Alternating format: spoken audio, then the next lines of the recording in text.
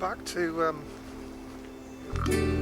Beacon Hill Wood, which is an interesting locus in the sense that there's what looks like a lot of Bronze Age and Roman and geological features, and what appear to be English boundary markers as well.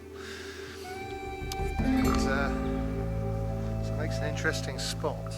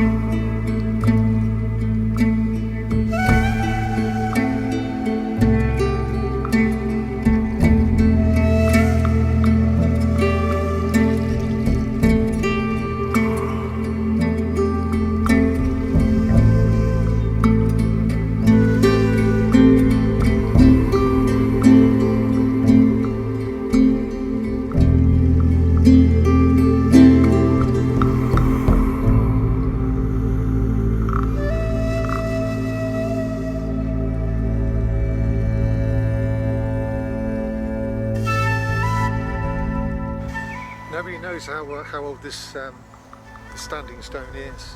It's seems to be on a barrow, around Barrow. According to the Wildlife Trust, in the 18th century this was known as being old, but how old we don't know. It's right next to a Roman road, on an Anglo-Saxon landmark, within a Bronze Age Barrow cemetery, on a ridge,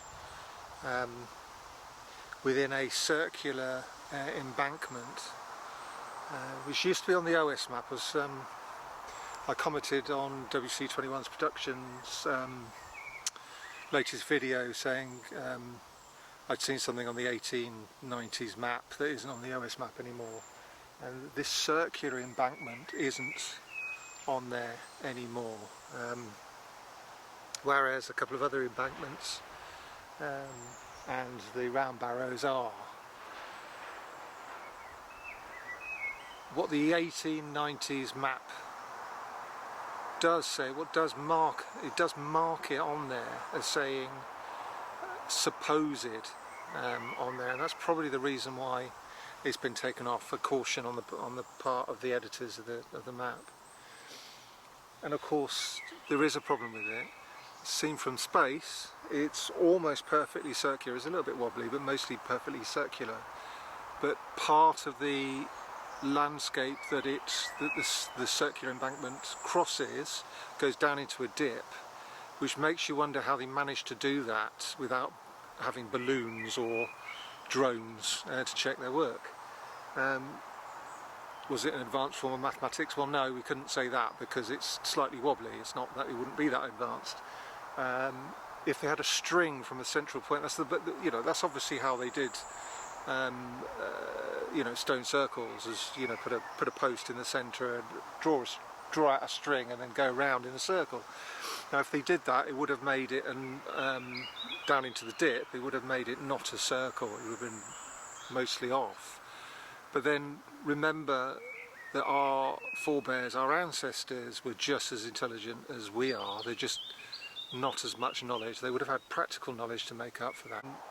But if you're trying to draw a perfect circle on the landscape, and you want the god above to see what you're doing, you can use your imagination, sort of project onto the landscape and try and adjust your wobbly circle to make it as circular as possible. And I think they could have easily done that, but I can understand why there are doubts about it.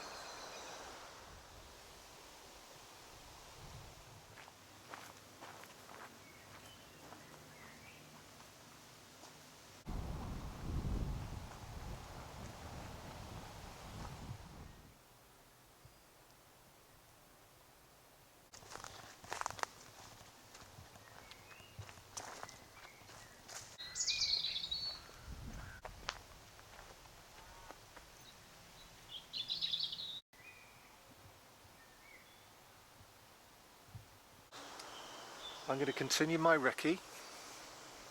There's another embankment further on and some more barrows.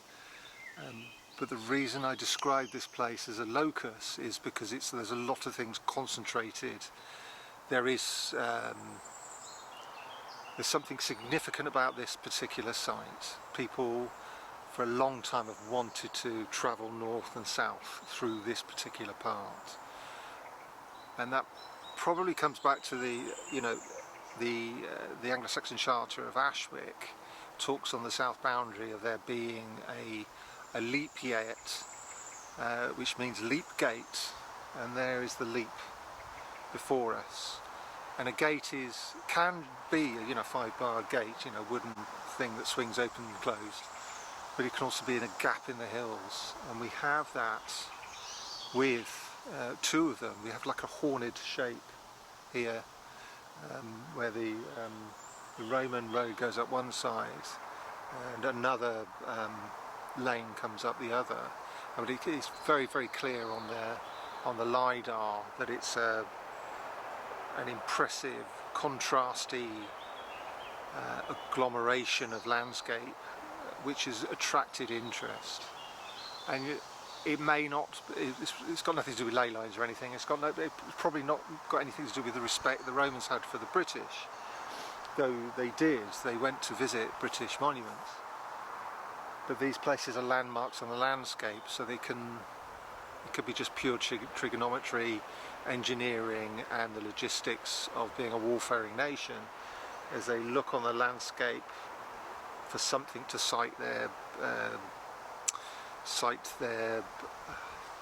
mapping equipment to.